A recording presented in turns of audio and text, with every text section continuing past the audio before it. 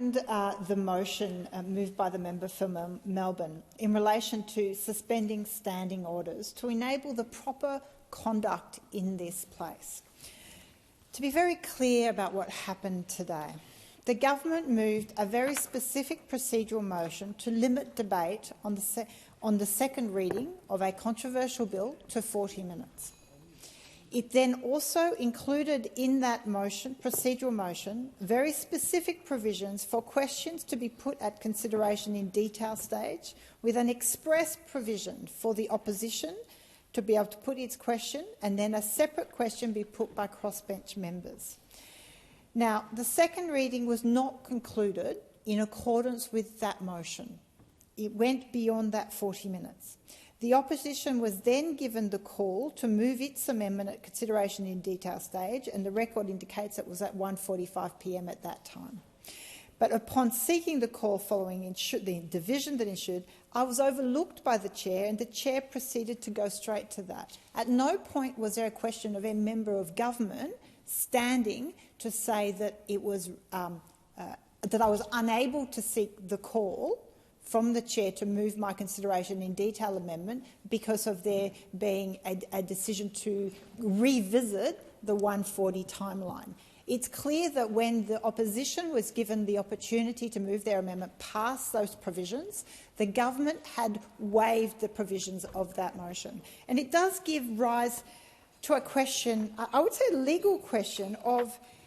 that once the government allowed the opposition to move their amendment at consideration in detail at 1:45, it had departed from the motion, that its own procedural motion at that point, unless there was intervention by the government to deny the call being granted to me to be able to move by consideration in detail. I respectfully put it was not within the power of the Speaker to ignore my request for the call to move that motion, because no one from government sought to deny me that call by saying that the motion limited it. So there was a procedural question here that really raises questions of integrity of the chamber and the ways this works. And I think it puts the role of the Speaker in a really difficult position, because the government I totally do not wish to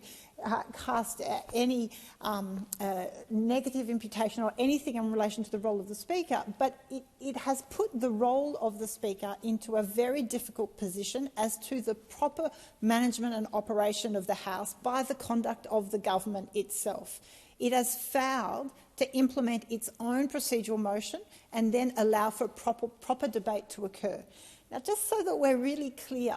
the consideration in detail amendment that was proposed and circulated was to provide that women's at risk or suffering from domestic violence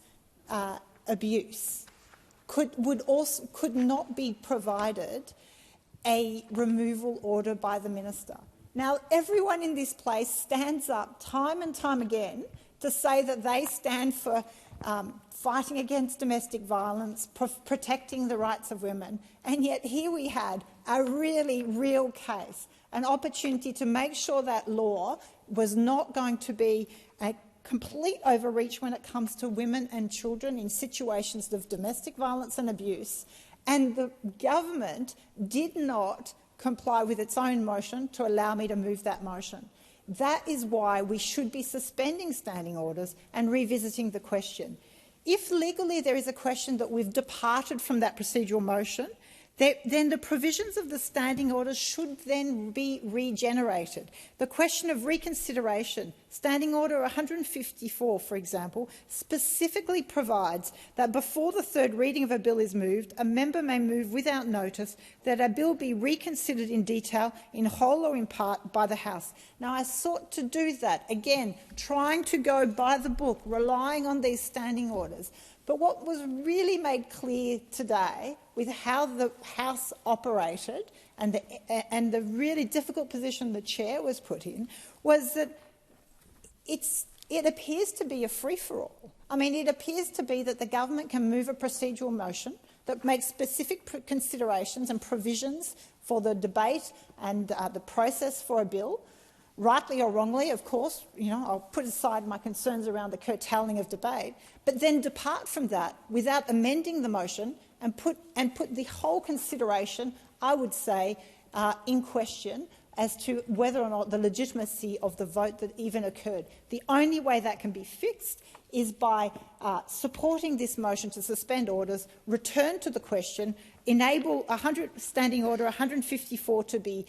engaged so that the bill can be reconsidered and consideration in detail can properly proceed.